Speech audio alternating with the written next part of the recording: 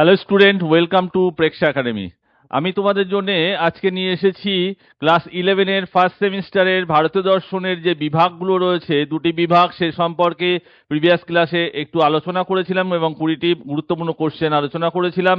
আজকের ক্লাসে আরও 20টি কোশ্চেন আলোচনা করব, এমসিকিউ বেসিস কোশ্চেন, এবং এই ক্লাসের শেষে এই অধ্যায় থেকে আমি শর্ট সাজেশন হিসাবে গুরুত্বপূর্ণ কোশ্চেনগুলো বলে দেব এবং তার জন্যে তোমরা সমস্ত ভিডিওটা সম্পূর্ণভাবে দেখবে। এই ক্লাসটি খুবই গুরুত্বপূর্ণ তোমাদের জন্য। তো ক্লাস 11-এ যারা ফিলোসফি বা দর্শন সাবজেক্টটি নিয়েছো, তো সেই তাদের জন্য সেকেন্ড যে অধ্যায়টি রয়েছে, আমরা এখানে দেখছি ভারতীয় দর্শনের বিভাগ সমূহ। তো 7টি অধ্যায় রয়েছে ভারতীয় দর্শনের, প্রথম অধ্যায় এবং দ্বিতীয় অধ্যায় এবং তৃতীয় অধ্যায়। এই তিনটে অধ্যায় মূলত দর্শনের স্বরূপ, দর্শনের ভারতীয় দর্শনের বিভাগ এবং ভারতীয় দর্শনের যে প্রমা বা প্রমাণ রয়েছে, সেই 6টি প্রমাণ নিয়ে আলোচনা করা হয়েছে। এরকম 3টি অধ্যায়, আর পরের অধ্যায়টি চতুর্থ অধ্যায় চারবাক দর্শন, এবং পরের যে 3টি অধ্যায় সেই 3টি অধ্যায় সম্পূর্ণটা ন্যায় দর্শন থেকে। তাহলে চারবাক এবং ন্যায় ছাড়া আর যে সমস্ত অধ্যায়গুলো রয়েছে, আর যে বিভাগগুলো রয়েছে, আমরা ভারতীয় দর্শনের যে 6টি বিভাগ এবং 3টি নাস্তিক সম্প্রদায় বা 6টি আস্তিক সম্প্রদায় সম্পর্কে পেয়ে থাকি, তো 6 আর 3 9টি বিভাগ রয়েছে। সেই 9টি বিভাগের মাত্র 2টি বিভাগ সম্পর্কে আমাদের ক্লাস 11-এর ফার্স্ট সেমিস্টারে ভারতীয় দর্শন থেকে সম্পূর্ণ কোশ্চেন আসবে। তো চারবাক এবং ন্যায় বাদে আর যে অধ্যায়গুলো রয়েছে, আর যে বিভাগগুলো রয়েছে, সেখানে শুধুমাত্র এমসিকিউ 1 মার্কসের জন্য বা 2 মার্কসের জন্য ইম্পর্টেন্ট। নেক্সট। তো দেখা যাক এই অধ্যায় থেকে পরবর্তী যে 40টা কোশ্চেন আমি টোটাল আলোচনা করবো বলেছিলাম। তো প্রথমে 20টি কোশ্চেন প্রিভিয়াস ক্লাসে আলোচনা হয়েছে। এই ক্লাসে 21 থেকে কোশ্চেন আলোচনা করব। তো কোন অধ্যায়? না, দ্বিতীয় অধ্যায় ভারতীয় দর্শনের বিভাগ সমূহ। ভারতীয় দর্শনের যে বিভাগ করা হয়েছে আস্তিক এবং নাস্তিক সম্প্রদায় সম্পর্কে। আস্তিকদের আমরা 6টি বিভাগে পাই, যাকে টোটালি ষড়দর্শন বলা হয়, এবং নাস্তিকদের 2টি বিভাগ পাই, একটা চরমপন্থী নাস্তিক, একটা নরমপন্থী নাস্তিক। চরমপন্থী চারবাক সম্প্রদায় এবং নরমপন্থী হলো বৌদ্ধ এবং জৈন সম্প্রদায়। টোটাল এই ধারণাটা মাথার মধ্যে রাখতে হবে। রাখার পরে আমি কি করব, কোশ্চেনগুলো অ্যান্সার করার জন্য চেষ্টা করব। কোন দর্শনে প্রত্যক্ষ জ্ঞানকে সর্বাধিক গুরুত্ব দেওয়া হয়? আমাদের চরমপন্থী যে নাস্তিক সম্প্রদায় রয়েছে সেটা হলো চারবাক সম্প্রদায়। এই চারবাকরাই একমাত্র বলেন প্রত্যক্ষই হচ্ছে একমাত্র জ্ঞান, অর্থাৎ প্রত্যক্ষ প্রমাণ। ভারতীয় দর্শনে যে প্রমাণ রয়েছে 6টি, অর্থাৎ কিসের কিসের দ্বারা প্রমাণ করা হয় প্রমা বা উৎকৃষ্ট জ্ঞান বা প্রত্যক্ষ প্রমাণ আছে, অনুমান আছে, উপমান আছে, শব্দ আছে, এরকম 6টি প্রমাণ যে রয়েছে, তার মধ্যে প্রত্যক্ষ প্রমাণকেই একমাত্র প্রমাণ বা উৎকৃষ্ট মানের প্রমাণ বলেছেন যারা, তারা হলো চারবাক সম্প্রদায়। তাই কোন দর্শনে প্রত্যক্ষ জ্ঞানকে সর্বাধিক গুরুত্ব দেওয়া হয়? সেটা হলো চারবাক সম্প্রদায়। এই চারবাক সম্প্রদায় প্রত্যক্ষকে প্রমাণ হিসাবে স্বীকার করার জন্য নানা যুক্তি খাড়া করেছেন, যুক্তি দিয়েছেন। ঠিক তেমনি তারা অনুমানকে যুক্তি হিসাবে না মানার জন্যে, অর্থাৎ মানেননি কেন সে প্রসঙ্গেও যুক্তি দেন।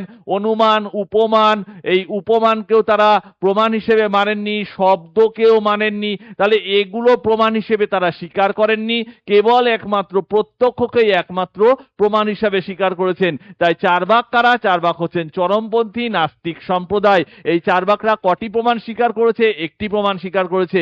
তার নাম কি? না, প্রত্যক্ষ। চারবাকরা জন্মান্তরবাদ মানে না, জন্মান্তরবাদ মানে না, ঈশ্বরকে মানে না, আত্মাকে মানে না, স্বর্গকে মানে না, নরককে মানে না, এগুলো কিছুই জানে না। কর্মফল বা কর্মবাদকেও তারা স্বীকার করে না। তো চারবাকরা হলেন তাই চারবাক চরমপন্থী নাস্তিক সম্প্রদায়। নেক্সট কি কোশ্চেন আসছে দেখা যাক। পুরুষ ও প্রকৃতি ধারণা কোন দর্শনের মূল বিষয়? পুরুষ এবং প্রকৃতি, এই পুরুষটা আমরা যারা পুরুষ আছি সেই পুরুষ নয়। এই পুরুষ হলো চৈতন্যময় সত্তা। এই চৈতন্যময় সত্তা বা পরম সত্তা, চৈতন্যময় সত্তা ইজিক্যাল টু পরম সত্তা। তাই হলো পরম সত্তা, যা তাহাই হলো আবার ঈশ্বর। এই ঈশ্বর এই জগৎকে সৃষ্টি করেছে। সোজা কথা, ঈশ্বর যদি জগৎকে সৃষ্টি করে, ঈশ্বরই পরম সত্তা, ঈশ্বরই চৈতন্যময় সত্তা, আবার ঈশ্বরই পুরুষ। এই প্রকৃতিকে সৃষ্টি করেছে। প্রকৃতি হলো একটি জড় সত্তা। এই জড় সত্তাকে তৈরি বা সৃষ্টি করেছেন যিনি, তিনি হলেন ঈশ্বর, তিনি হলেন পুরুষ, তিনি হলেন চৈতন্যময় সত্তা, পরম সত্তা। সেই প্রকৃতিকে সৃষ্টি করেছেন। পুরুষ এবং প্রকৃতি এই ধারণাকে কোন দর্শনের মূল বিষয়? ন্যায় দর্শন, সাংখ্য দর্শন, যোগ দর্শন এবং বেদান্ত দর্শন। তো আমাদের right answer is B. B right answer, Sankhya দর্শন। সাংখ্য দর্শনের সৃষ্টিকর্তাকে আমরা পেয়েছিলাম মহর্ষি কপিল। মহর্ষি কপিল হলেন সাংখ্য দর্শনের সৃষ্টিকর্তা বা প্রতিষ্ঠাতা। এই সাংখ্য দর্শনে মূলত পুরুষ এবং প্রকৃতি সম্পর্কে বিস্তারিত আলোচনা করা আছে। তো option B is a right answer. Next 23, কোন দর্শন কর্মের উপর বিশেষ জোর দেয়? কর্মের উপর বিশেষ জোর দেয়। আমি বলেছিলাম যে ভারতীয় দর্শনে দুটি সম্প্রদায় রয়েছে, একটি আস্তিক সম্প্রদায়, একটি নাস্তিক সম্প্রদায়। এই আস্তিক সম্প্রদায়ের ছটা সম্প্রদায় রয়েছে। ষড়দর্শন বলা হয় তাদেরকে, একত্রে ষড়দর্শন বলা হয়। এই ষড়দর্শনের মধ্যে আবার প্রথম চারটি রয়েছে বেদ স্বতন্ত্র, পরের দুটি বেদ অনুগত দর্শন। এই প্রথম সাংখ্যযোগ ন্যায় বৈশেষিক প্রথম চারটি, এবং পরেরটি মীমাংসা এবং বেদান্ত দর্শন। তাহলে কোন দর্শন কর্মের উপর জোর দেয়? এর মধ্যে মীমাংসা যে দর্শনটি রয়েছে, যার সৃষ্টিকর্তা আমি আগে পেয়েছি জৈমিনী হলেন যাদের প্রতিষ্ঠাতা, ইনি কর্মের উপর, অর্থাৎ বেদে যে সমস্ত কর্তব্য, বেদের কর্তব্যগুলো, বেদ অনুসরণ করে, বেদকে অনুসরণ করে যে কর্তব্য, সেই কর্তব্য পালনের কথা বলেছেন কাদেরকে? না জীবকে, মানুষকে বেদ অনুসরণ করে কর্তব্য পালনের কথা বলেছেন। এবং তোমার একমাত্র কর্তব্য বেদকে অনুসরণ করা। এখানে পূজা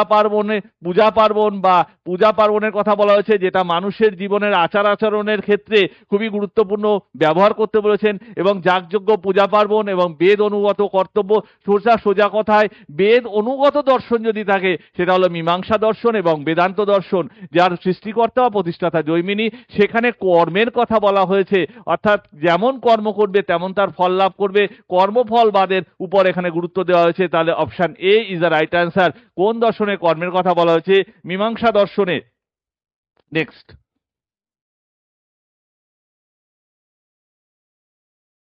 কোশ্চেন, ব্রহ্মসূত্র কোন দর্শনের প্রধান গ্রন্থ? আমরা যে ছয়টি দর্শন বা ষড়দর্শনটি সম্পর্কে জানতে পেরেছি, সেই ষড়দর্শনের প্রত্যেকটি দর্শনের মূল গ্রন্থ সম্পর্কে আমাদের জানতে হবে এবং প্রত্যেকটি দর্শনের প্রতিষ্ঠাতা।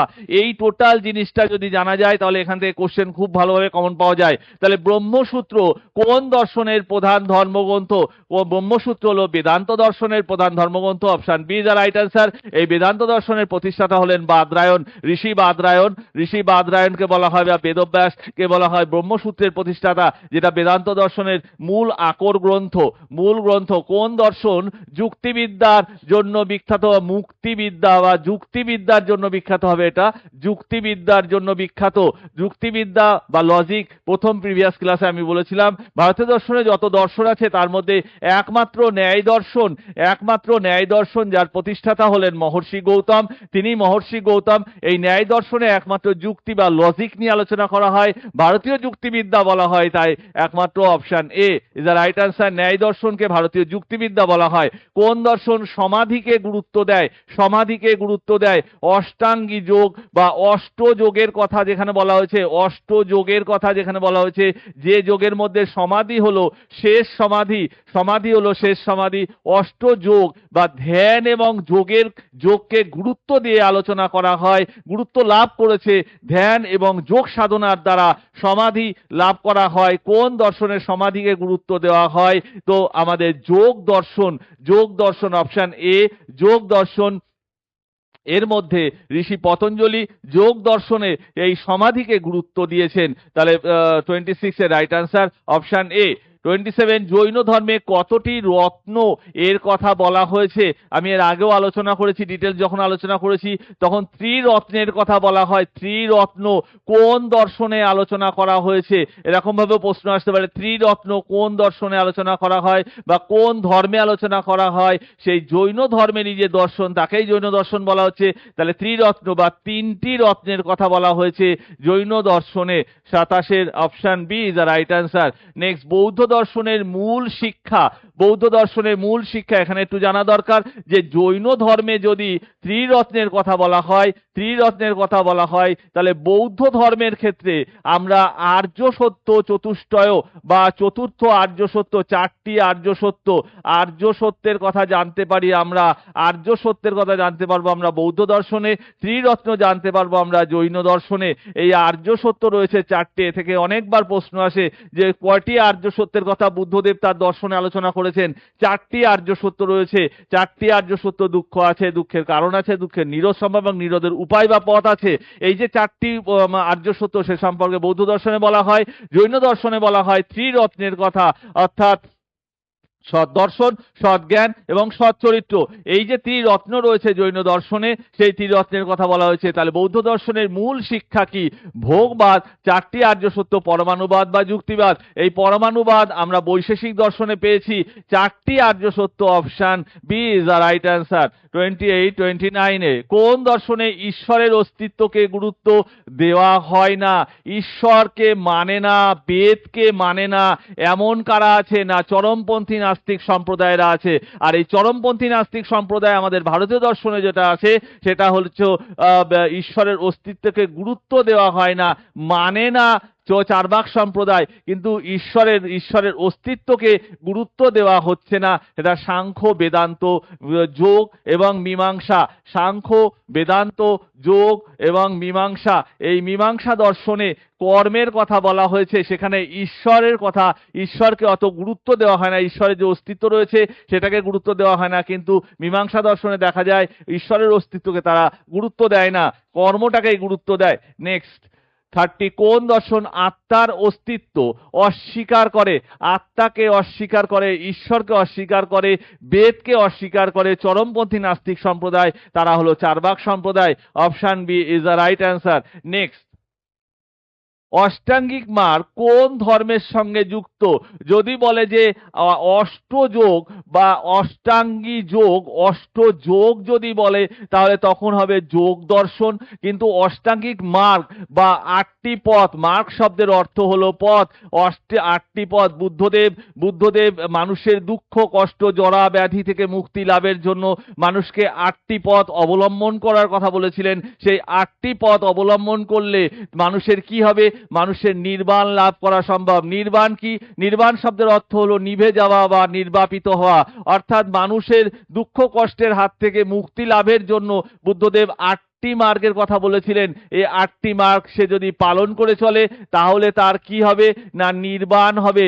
যেটা ভারতীয় দর্শনে মোক্ষ বলা হয় সেটাই বৌদ্ধ দর্শনে নির্বাণ বা মুক্তি বা নিভে যাওয়া বা নির্বাপিত হওয়া বোঝায়। সেই নির্বাণ লাভ হবে অষ্টাঙ্গিক মার্গের দ্বারা। তাহলে 31 এর right answer is B is the right answer.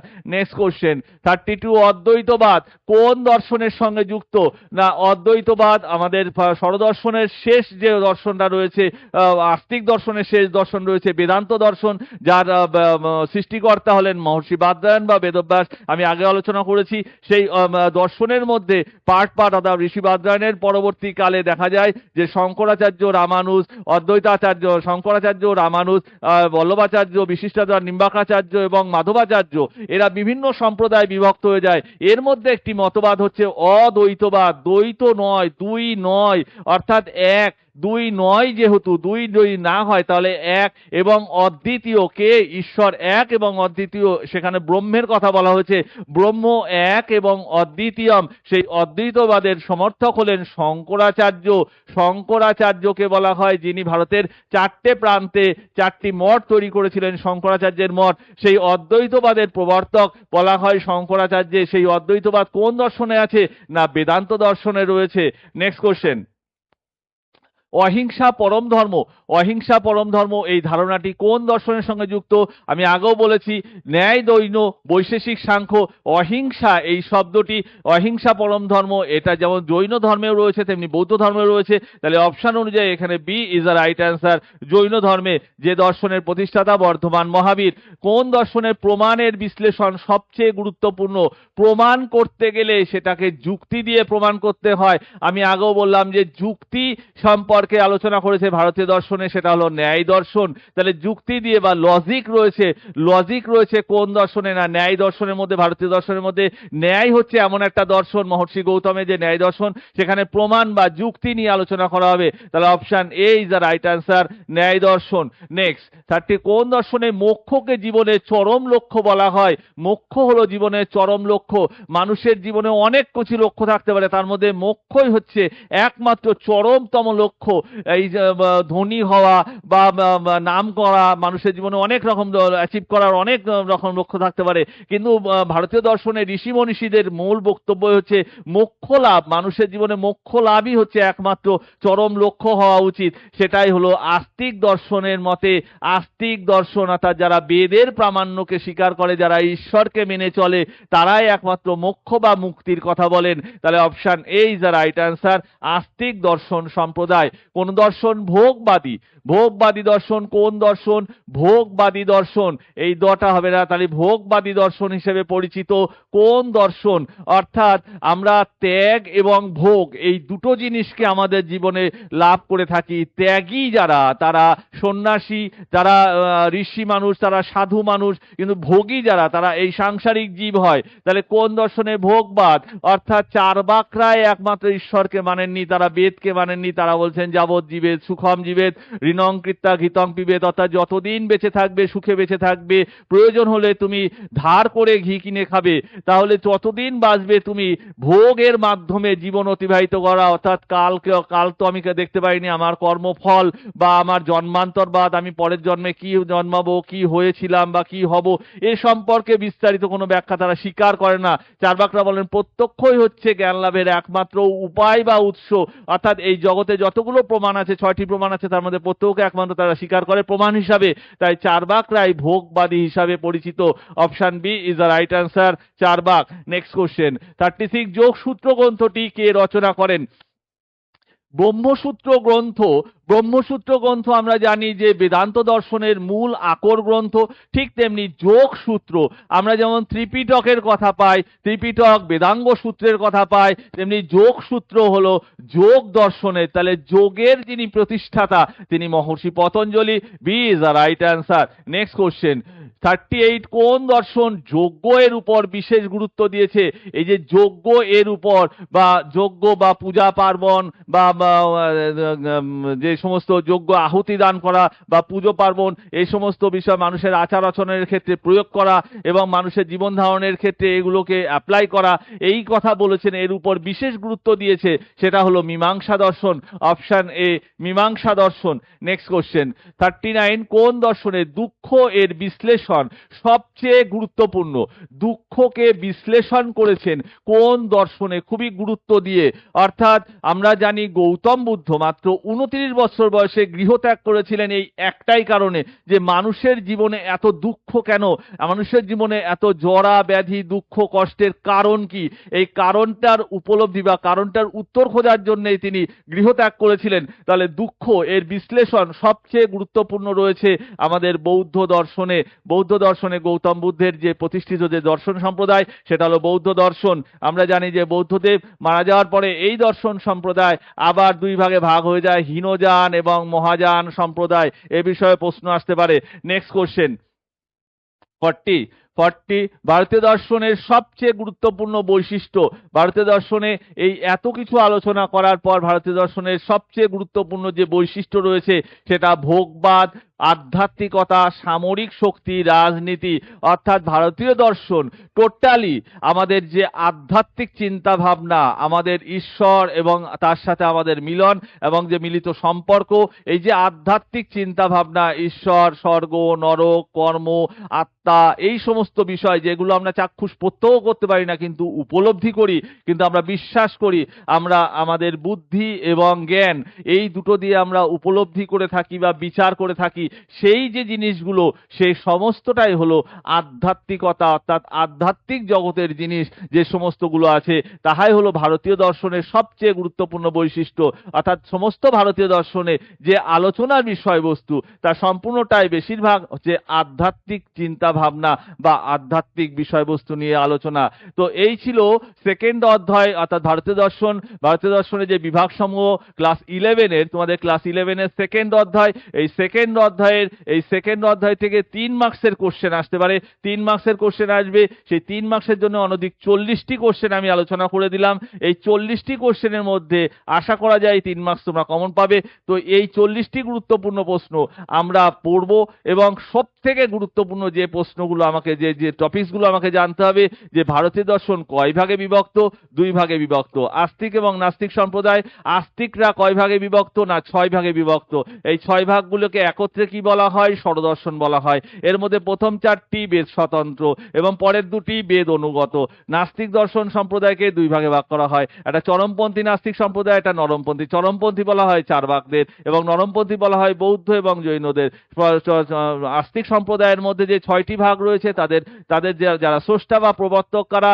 Samkhya, যোগ, ন্যায়, বৈশেষিক, বেদান্ত এবং মীমাংসা। সাংখ্য দর্শন কপিল, সাংখ্য যোগ পতঞ্জলি, ন্যায় গৌতম এবং বৈশেষিক হচ্ছে মহর্ষি কনাদ, এবং আমরা জানি মীমাংসা হলো পতঞ্জলি, এবং বেদান্ত দর্শন ঋষি বাদরায়ণ, এবং চার্বাক বার্ঝস্পতি। বৌদ্ধ দর্শন হচ্ছে গৌতম বুদ্ধ, এবং জৈন দর্শন বর্ধমান মহাবীর। তো এই ছিল, এই টোটালটাই যদি আমি মাথার মধ্যে রেখে দিতে পারি তাহলে এখান থেকে 3 মার্কস পাওয়া আমার পক্ষে কঠিন কাজ হতে পারে না। তো টোটাল এই দ্বিতীয় অধ্যায়ের এই ছিল কোশ্চেন, এবং এই কোশ্চেনগুলো খুব গুরুত্বপূর্ণভাবে পড়বে। এবং এই রকম আরো কোশ্চেন পাওয়ার জন্য তোমরা আমাদের হোয়াটসঅ্যাপ গ্রুপে যুক্ত হয়ে যাও, সম্পূর্ণ ফ্রিতে এই সমস্ত নোটসগুলো তোমরা পেতে পারবে। এবং এই আমাদের চ্যানেলটিকে সাবস্ক্রাইব এবং ফলো করতে কখনো ভুলবে না।